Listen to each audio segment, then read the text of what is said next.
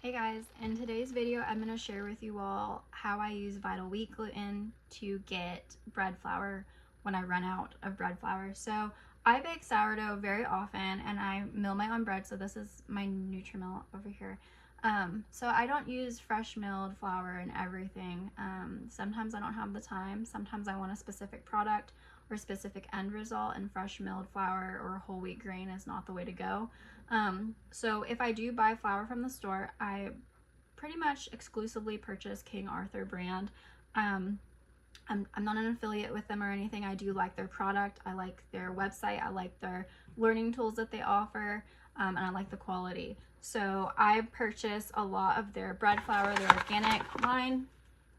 So I just started some sourdough. So sometimes I run out of this, or maybe I can't find this depending on where I am. So even in Kentucky, in this rural area in Kentucky, I just recently started seeing them carry their organic bread flour like often, like they're actually stocking it and keeping it in stock now, versus maybe I would see it every once in a while and then I would never see it again. And then actually there was one time where the organic bread flour was on closeout, meaning they weren't going to bring it back. So I was really worried about that. So bread flour. If you don't know anything about protein content, I'm going to put some information about that in the description box, but I don't want that to be what this video is about. I just want to, talk to you guys briefly about the different types of flours, the protein content, and what I do. So I wrote down the percentages of everything. So King Arthur brand, if you don't buy their organic line, they very clearly have the protein content on the front of the bag. So this is their non-organic whole wheat flour, and it has a protein content of 13.2%, which is really high, really wonderful. You can make great bread with this that rises wonderfully, is nice and airy. However, not everybody likes whole wheat, right? Now, the organic line does not have it on the front, but their bread flour has a protein percentage of 12.7%, and then their all-purpose flour, which looks like this. This is the organic one though, so the bag for the non-organic is going to look a little bit different, is 12.7. And then their cake flour, I keep these on hand. I bake cakes probably like 4 times a year, but this is what I use when I bake a cake. It has a protein percentage of 10%, and you're going to use that for like pastries, really airy things like cake. Something you don't really want that like heavy gluten structure in. So sometimes I will run out of bread flour and maybe I want to make bagels. Bagels do really wonderful with a high gluten percentage, a high protein flour. I've made bagels with AP flour and they are much more delicious with a high protein flour. So pastry flour, which I don't have here, is going to be even lower than 8%. But back to what we're talking about. What do I do when I run out of bread flour and I want a higher protein flour to use? So there's 2 things I can do.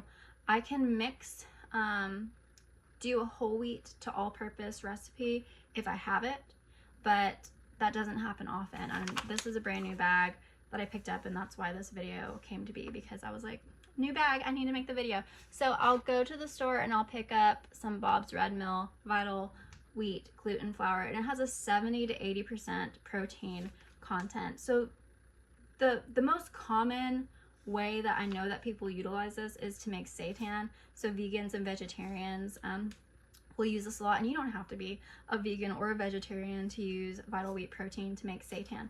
But seitan is basically just pure gluten, and it shreds. You can fry it, you can cook it, and it tastes and looks like chicken.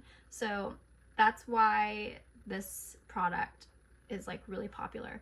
But the way that I use it is to increase protein content in my all-purpose flour, or maybe even maybe I ran out of everything and I need to make something and I only have cake flour. Who knows? But the way that I've calculated this is if I'm using King Arthur all-purpose flour at, I think I said 11.7%. Yes. So if I'm using this and it has an 11.7% protein content, and I want to make bagels and I want a 13% protein content, there's like a formula that you do, you solve for X, but it comes out to be that you would add, I think 2.1, let me double check. Yes, 2.1 grams of Vital Wheat protein to 100 grams of flour. And the easiest way for me to do this is not to calculate how much Vital Wheat Gluten I need for my recipe, but rather just to get a jar, fill it with all-purpose flour, measure out how many grams of AP flour I've added to it, and then add the necessary amount of Vital Wheat protein to make sense for that. So for 1,000 grams of flour, which is about, I don't know what fits into a half-gallon jar. I'm guessing 1,000 grams of flour because about 500 is what I use for one loaf of bread. So for 1,000 grams of flour, that's 21 grams of Vital Wheat protein to get it to 13%. And then I would mix it all together, and then I would just use that, like say the recipe calls for 500 grams of bread flour. Then I would just measure out 500 grams. And that, you know, that's the easiest way to do it. You could certainly measure out how much you need for your recipe, but I feel like that gets a little complicated. Anyway, that is what I do if I run out of bread flour or need to up the protein content in my flour.